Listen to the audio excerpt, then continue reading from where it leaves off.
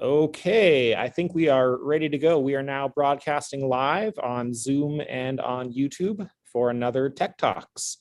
And if you notice in our lovely background here, we are broadcasting live from the Center for Engaged Teaching and Learning at the Spokane Falls Community College. The space is obviously still a work in progress. Eventually, we'll have some nice paint and some nice equipment and a nice AV setup in here. But for now, it's kind of an empty room with some very old computers in the back, but we'll get there eventually. We are fortunate to be joined by Nicole Montgomery.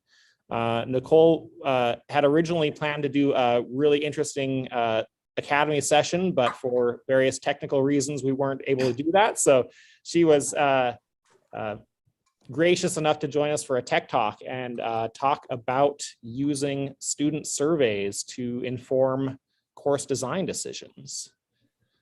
So Nicole, whenever you would like to get started, go ahead and take it away.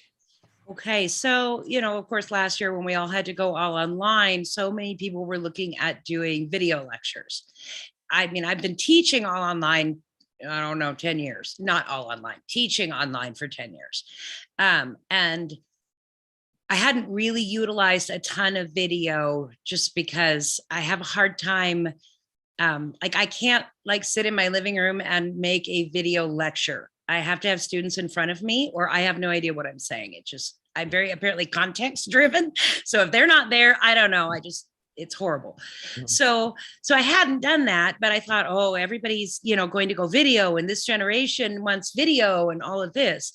So I was going to sit down and try to make myself do this. And I don't like Panopto very much. So I had gotten Screencast-O-Matic and I was experimenting with all this stuff and oh my God, it was going to take so long.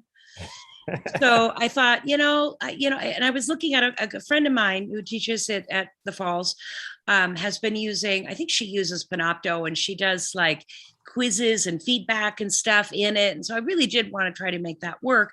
But I looked at her lectures are an hour and a half long. Now people can break them up, but that's still an hour and a half of video, several times a week. So it's not synchronous, it's asynchronous, but still.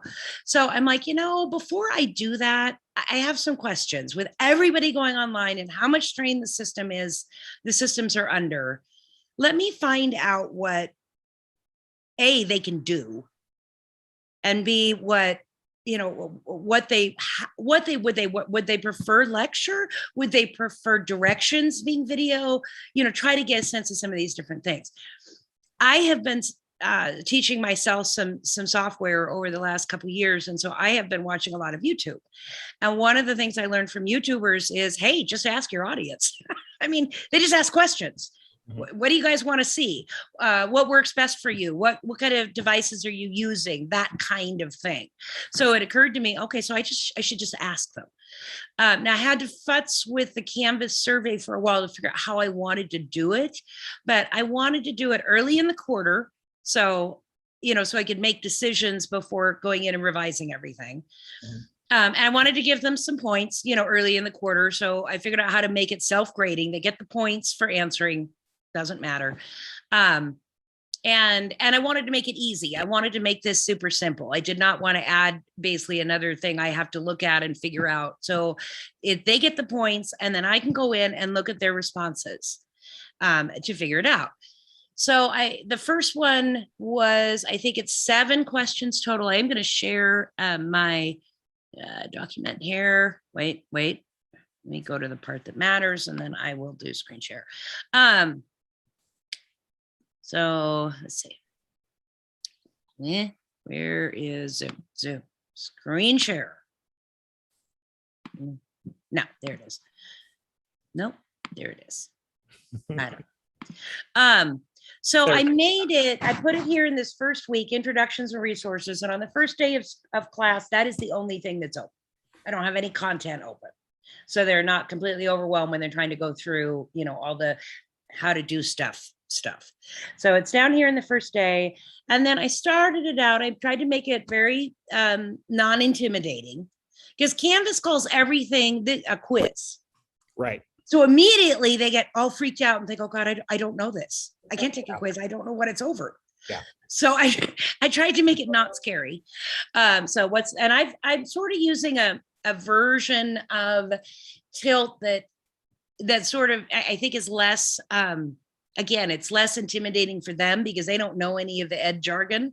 Mm-hmm. So I've redone all my assignments over the last few years to be like, what's the point? How do I do this? How do I format it with these little subheaders? I used to do web design, so I like small chunks and lots of breaks and all of that. Well, and I like that language too. It's very, very entry level language. You don't have, like you said, you don't have to have any kind of academic background to understand what you're saying. So that, right. Most of my students, I teach mostly American history, and so they're almost all running start.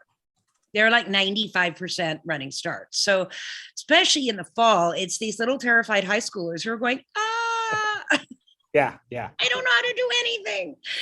So I've worked to kind of tone down the, I like to think of myself as like a translator. Mm-hmm. Like I'm taking academic concepts and I'm putting them in plain language that they can understand. Absolutely. And then I can build them up to the more academic level, sort of concepts. But so like I started question 1, what technology do you plan to use the most to access this class? Choose as many as apply. So and then I tried to really think about what the options are. Mm-hmm. Right. So it's like mobile phone only, personal laptop or computer, not shared. Laptop or computer shared with other household members, laptop or computer on loan from the school or anyone, really. In other words, you get sole use, but you have to give it back. You can't customize it or do things like that. And then other, see next question. And then I go into like a place where they can actually, move over here, where they can tell me in their own words. So, question, what does that mean?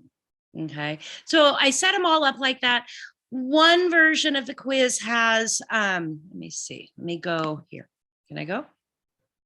Has some questions about software. This version doesn't. And I think I'll share in the shell, I will share the one that has that question because I didn't use it, this quarter. And I wish I had.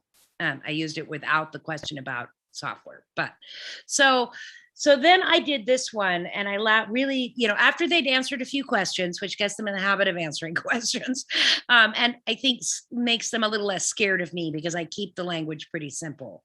Then I said, what are any technological barriers you think you might face? Example, your laptop is on its last legs, and if you breathe on it wrong, it crashes, or your sister keeps stealing your phone and streaming Vampire Diaries, which eats all your data. Whatever. I'm trying to keep I love it. Keep it light.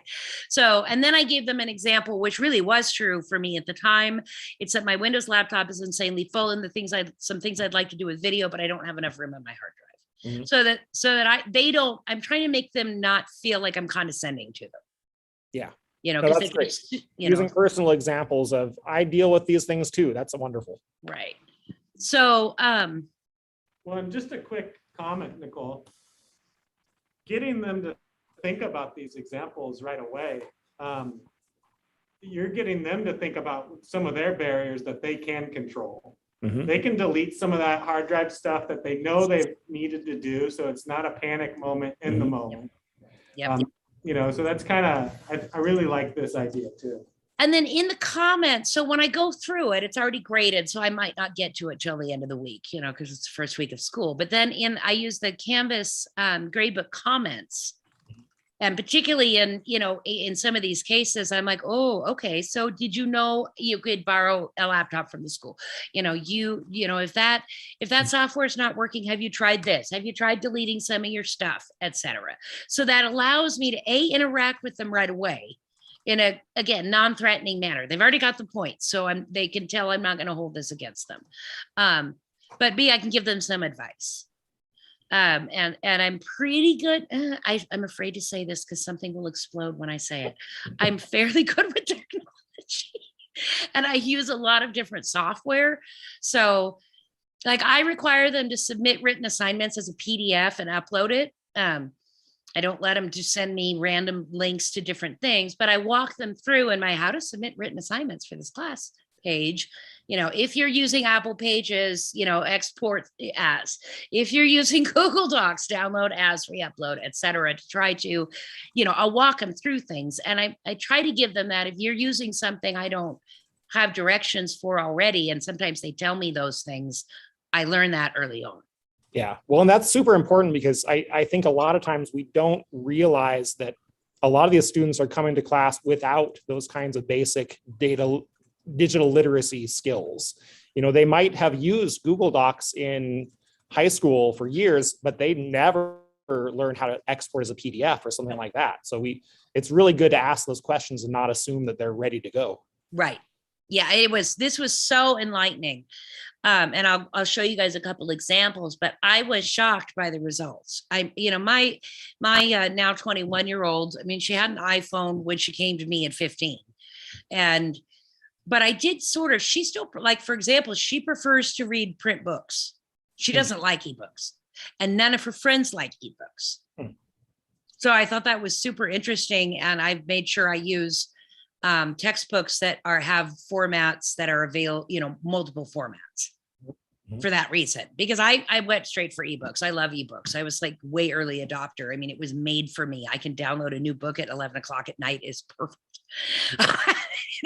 But so things like that we make assumptions as, being older, and that we make assumptions about what they want. They are always on their phones, but they're always doing very specific things.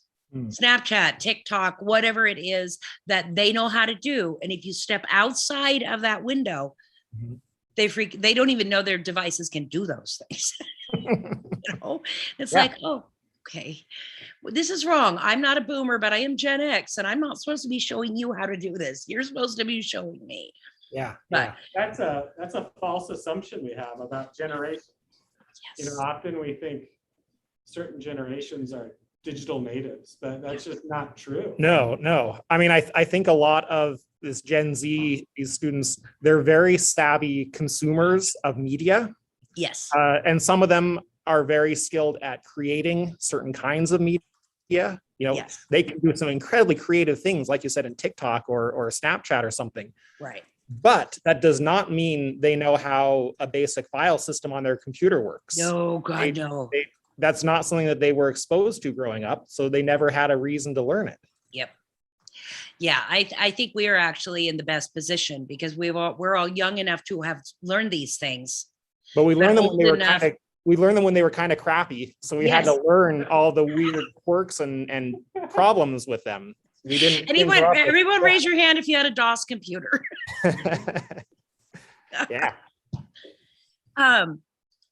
So one of the other things I learned was just how bad their access to Wi-Fi or internet was.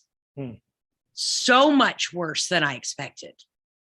Every single one of them was worried about having to watch long videos or be on at a, I don't know that we'd made the directive of no synchronous stuff without it being approved, but high schools were requiring synchronous Zoom.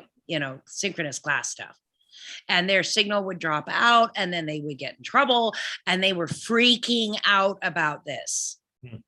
I'm like, okay, all right, if you are all so worried about this, I'm not going to spend hours and hours and hours and hours and hours and hours redoing all my material to be video friendly, to be, a video format. So I'm still working on having chunks of things in videos, but for sure, I will not require any long, 50-minute long sorts of or hour long things that can't be broken up, because they can't. And often some of them, let's see, do I have it? So this one person answered, my household has limited Wi-Fi, and once it runs out for the month, it no longer resets until the next one. Great. Yeah. And this kid had 6 siblings, all using, they were all hotspotting off one device. And they had like 2 laptops and a phone between them. Wow. My jaw dropped. I'm like, please go to the school and borrow a computer, please. Yeah. Or several. Yeah. but things like that, I never in a million years, I would have just thought this kid wasn't tuning into the class because he was lazy or something. You know what I mean? It's like, this was so eye-opening. This person, I'm a Running Start student. Sorry, I'm trying to move the little Zoom window thing. Sure. I'm a Running Start student and share a laptop with my mother, who also goes to community college. And sometimes I won't have access to the computer or it'll get overwhelmed with so much activity and freeze. I had one girl who she and her mother and her little sister, and her mother used the laptop for work. So she and her little sister had to share a phone. I've had people who only had a phone. They didn't have a laptop at all, or even like an iPad or something, some kind of tablet. And they're like, so, and then when I was asking about software, I'm using Google Docs on my phone. I'm thinking I require a 5-page research paper. And how are you going to on their cell phone? Yeah, this is not going to work. And so then it was like, okay. So it was really eye-opening. So 5 other siblings who are taking online school. We're constantly using the mobile hotspots. Other than a slow connection and a limited amount of data, there should be no issues with 6 people doing online classes. But I'm really looking forward to this class. At least they're positive. That's a positive attitude. Really cute. I was just like, okay. I'm like, just let me know if something goes haywire. Yeah. I'm so glad I figured this out before I spent hours and hours redoing everything. I mean, because that would have taken me, I have no idea. The few times I tried to do a video lecture, between wanting it to have good closed captioning, it was before Zoom would do it. So I went in and edited it all. 6 hours for a 50-minute, presentation. I'm an adjunct. They're not paying me enough to do that. Sorry. Yeah, no, you're right. And with history, I'm using, weird foreign terms and strange names and things like that. You cannot count on YouTube to pick it up. You know what I mean? Or even Zoom. So I saved hours of work doing it. I learned so much about our students in the process. I learned to just ask them, but don't just, put up an announcement and say, hey, if you're having a problem, email me.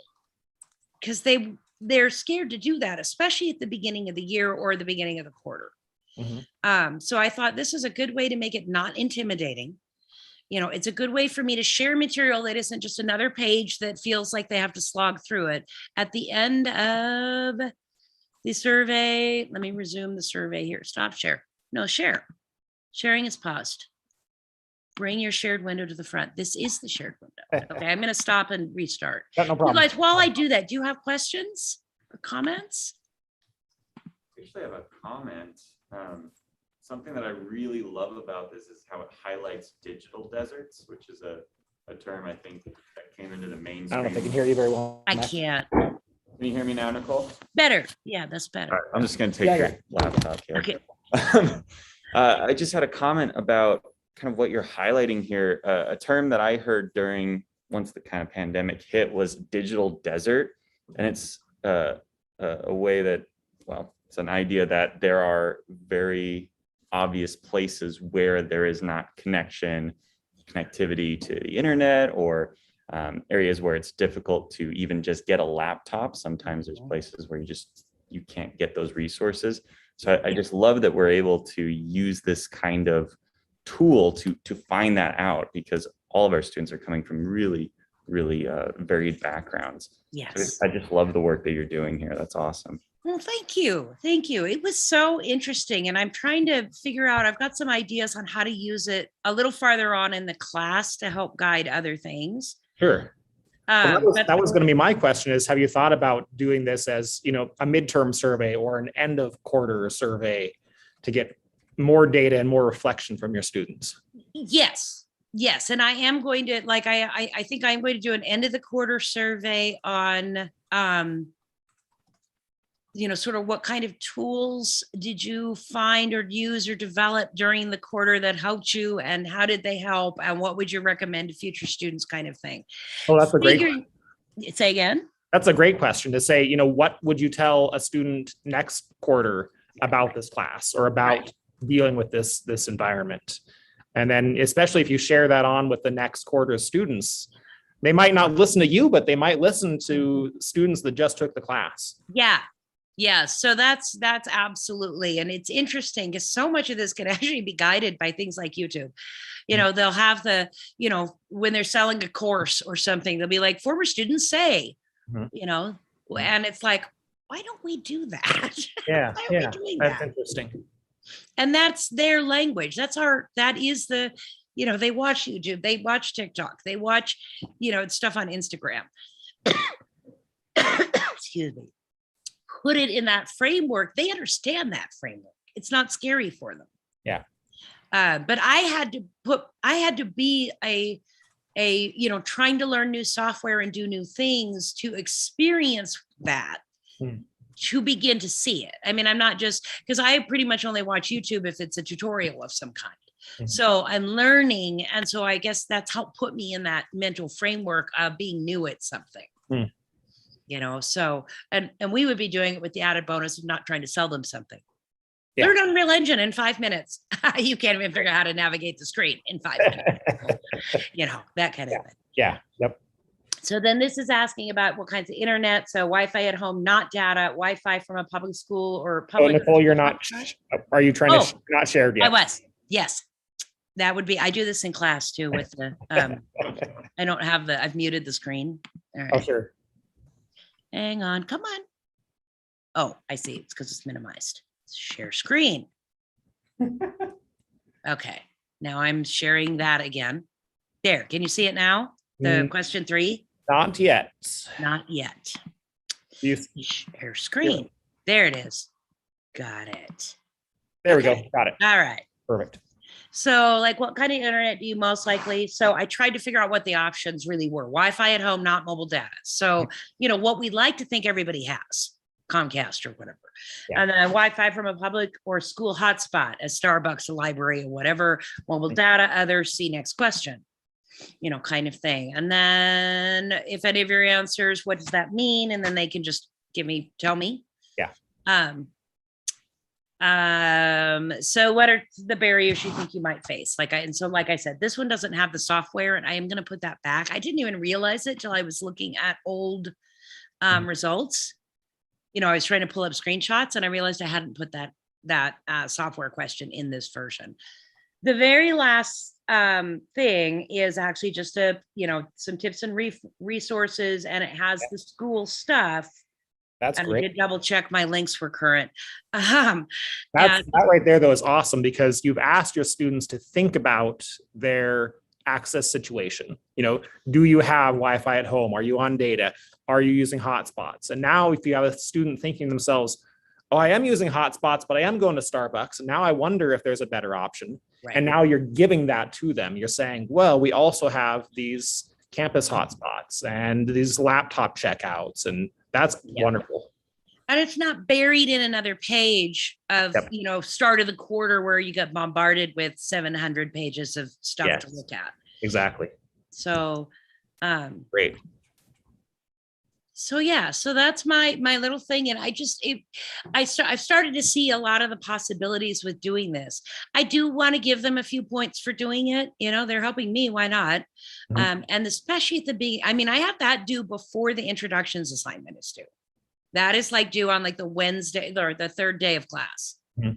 I don't dock them if it's late. I'd rather have the information, but I want to get them started, and it gives them that little bit of, oh, hey, look, I've already got some points in this class. Yay. Thing. Excellent. And it doesn't require special formatting or any of the stuff that scares, especially the high schoolers. Because they go, what do you mean you want me to capitalize? Yes. Yes, it's weird how I want you to. Yeah. Well, that's great. Anybody else have any questions or comments? I haven't looked at chat at all. Sparked any ideas? Thanks. Okay. I just wanted to ask Nicole if you continue to do this, or was it sort of once you got the information, you took it out? Meaning, The poll, do you still do the poll in every yeah. class? yeah, yes, I still do the poll. Oh, that, which reminds me of, it was interesting to compare last fall and this fall. And they're basically the same classes, except this fall they're hybrid instead of being all online. But the access and the devices are overall much better. I only have one student this quarter who is basically using a phone for everything. And interestingly, maybe because they're inexpensive, a lot of students this quarter are using Chromebooks, which is the one operating system I'm not familiar with. So I can't help them. You know, that makes me think we should do a tech talk about Chromebooks specifically, because there are a lot of students using them just because they are so inexpensive. But they do have their own special challenges and limitations that I don't think everybody's aware of. So Yeah. that's going on the list. Okay, cool. Because I don't know, and I'm not going to. I already have 3 laptops and a desktop, 2 desktops. Yeah. Yep. I don't want to go out and buy another one. So, and I don't know anybody who has a Chromebook. So Nicole, were you going to go back and put some of your resources in the Academy shell? Is that where you want to? Okay. Yeah. So anybody? Can I copy the whole quiz over like I would from a setup shell to a regular class? You can, yes. Okay. Yeah. Yeah, That would be I'll cool. just- You could just I'll put just- the actual quiz in there. Yeah, and then people can copy it out and do whatever with it. Great. And adapt it. And then it's kind of already set up. Perfect. That's a great idea.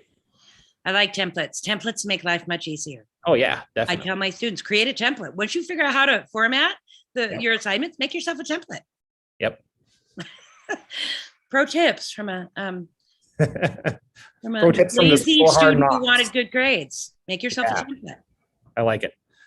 So we're getting close to the end of our session here. I'm wondering if anybody else has any questions or comments, or anybody out in YouTube land who might be watching live. Feel free to pop something in the YouTube chat and we can mention it.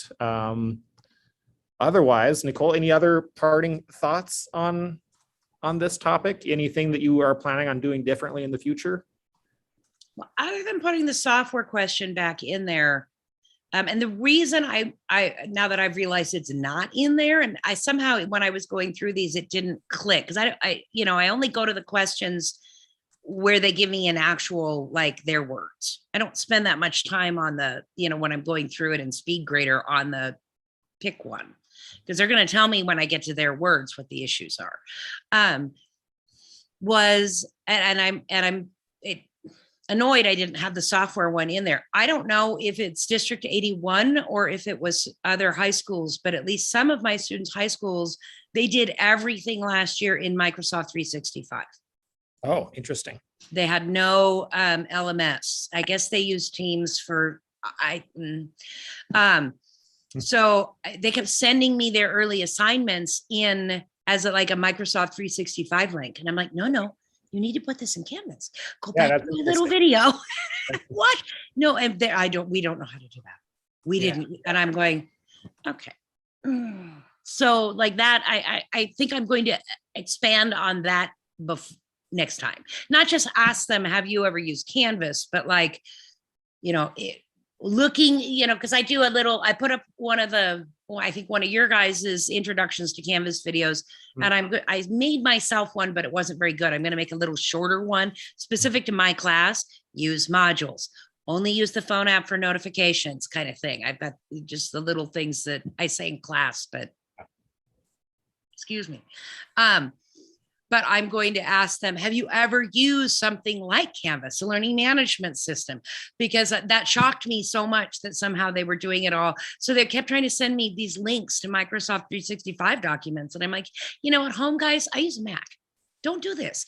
Put it in Canvas. That's why we have Canvas. That's interesting. Well, and a lot of other schools are using Google Classroom, which also operates in a totally different way. And that's new software scares them, although I think it's actually better for them in the long run to learn how to navigate new software, since everywhere you go, you will have to learn new software. It is. But and sometimes I think we need to be explicit about that, saying, the confusion and the frustration you're feeling right now, this is what it's like to learn a new system. And when you are out in a a job or an internship, it'll be a new system to It'll be a new learn. system. And yeah. Even So- in food service. I mean, even you Oh, go from yeah. McDonald's to, working at Twigs, you're going to have a completely different system. Yeah. You And know, just kind of being transparent about this is part of the learning process of Yep. figuring out a new system. And this is what you will have. The Yep. skill of learning a new system is almost Part more of the important than learning. learning the system itself, Yeah. because the system is going to change. Yep. Yes. I tell them that with citations too. I don't care if you memorize where the periods and the commas and the, what has italics and what doesn't. Understanding when to cite and why you cite. The rest of it you can look up. Mhm. Yeah. We have the Google. Yeah. So. Yeah. Well, Nicole, this has been awesome. This was a great topic. I really enjoyed seeing the way you kind of are sneakily embedding content into this survey. So, the students think they're just answering questions, but they're also reflecting on their own knowledge and their own access and looking at resources at the same time. So I really like how that's designed. Cool. Thank you. Well, I'm glad we did this. I felt so bad that this is the Mac is what I'm using, and that's the one I had lost. Oh boy. Yeah. Well, when at the academy, when you were having those issues and you were kind of in a panic, over on our end, we just kind of stopped and we said, you know what, this is not worth the extra stress and burden. Sometimes it's okay to just say, you know what, let's pause, let's try it again next time, and that's all right. And I don't think we do that enough in our field, in our culture as academics. We don't give ourselves permission to say, it's not this time. There's too much emphasis on grin and bear it and get it. Yes, and just bowl through. Just I grind. really appreciated that. It literally did not occur to me to not do it. I mean, until you guys, and then I'm like, wait, I don't have to. It's okay. I can just say it's okay. Just yeah. No, we do that to ourselves all the time, and as a institution, as a culture, we need to just be better about that. So yeah. It was really appreciated, and it was very good. And you guys you did it again today, saying, no, if you don't feel well enough, you don't have to do this today. But again, I was like, okay, what will happen next time? I mean, something will blow up. Sure. I mean, Yep, exactly. Well, Nicole, thank you so much for joining us. I hope we can have you back another time, because this is awesome. And I look forward to hearing from you when you start trying out the lav mic and when you try a end of quarter survey as well. I'd love to hear how that goes for you. Yes, I think that would be, both of those things would be good. Yeah, I love this little program because I learn a lot, and Cool. I'm always interested in what everybody figures out different stuff. Yes, exactly. And I think sharing that is so awesome It because. is. So, All right, I'm gonna end our live broadcast. Thanks everybody for joining us, and Bye, internet. Bye, YouTube. Thank you, Nicole. and join us next week for another Tech Talks. See y'all later. Okay, we are